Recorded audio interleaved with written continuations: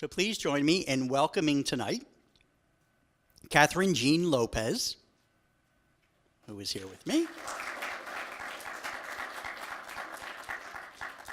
And as we go along, I'll tell you all the good things that she does instead of the standard introduction. And what we're going to do is simply we're going to have a little conversation. And then we're going to have a bigger conversation.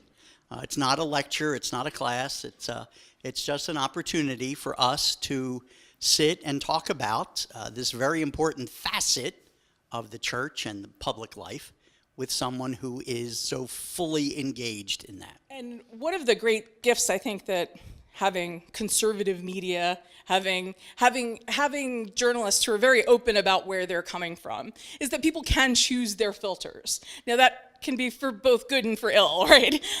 Because then now all of a sudden all I watch is Sean Hannity, who is someone who I have is a friend of mine.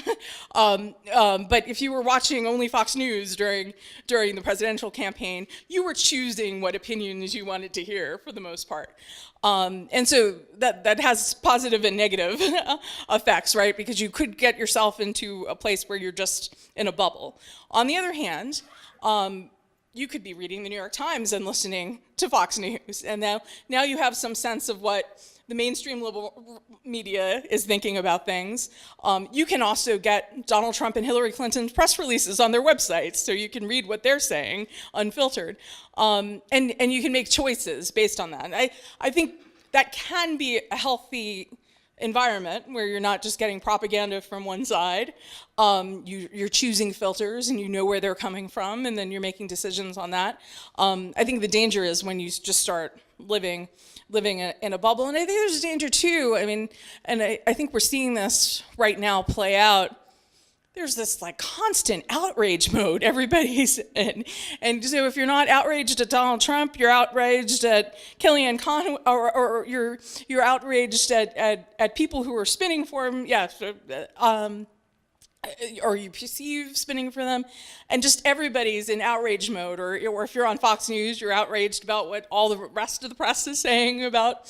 If you're a protester on Saturday, you're outraged about a little bit of everything. How do you tell the difference between the real news and the fake news? Well, I think a lot of it has to do with keeping an eye out and testing, right? Avoiding the bubble. Not just reading or listening or watching one thing.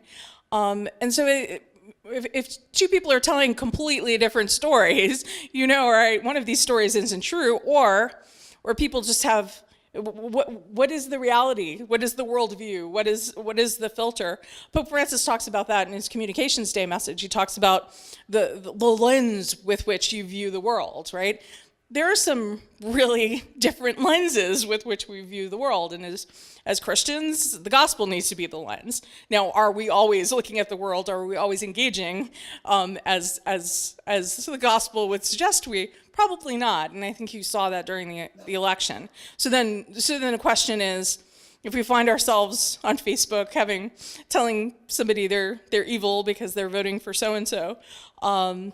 Okay, is that how I should be engaging? And if I'm only sending around columns with that are columnists I agree with and who are attacking the other side, maybe there's something else I should be sharing that maybe goes a couple levels deeper. What I've found is because people, and the moment where I sort of grew in confidence here was when Pope Benedict resigned. And nobody knew what to make of it, and so everybody called me, or all my colleagues said, talk to Kathryn, she'll have an answer. And so I realized, all right, so people are thinking of me as the Catholic, right?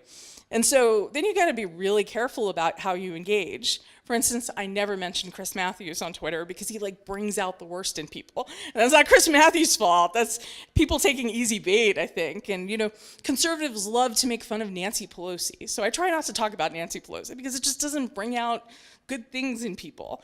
And so I've just found, I get a lot of feedback from people who say things to me like, so I do these homily tweets.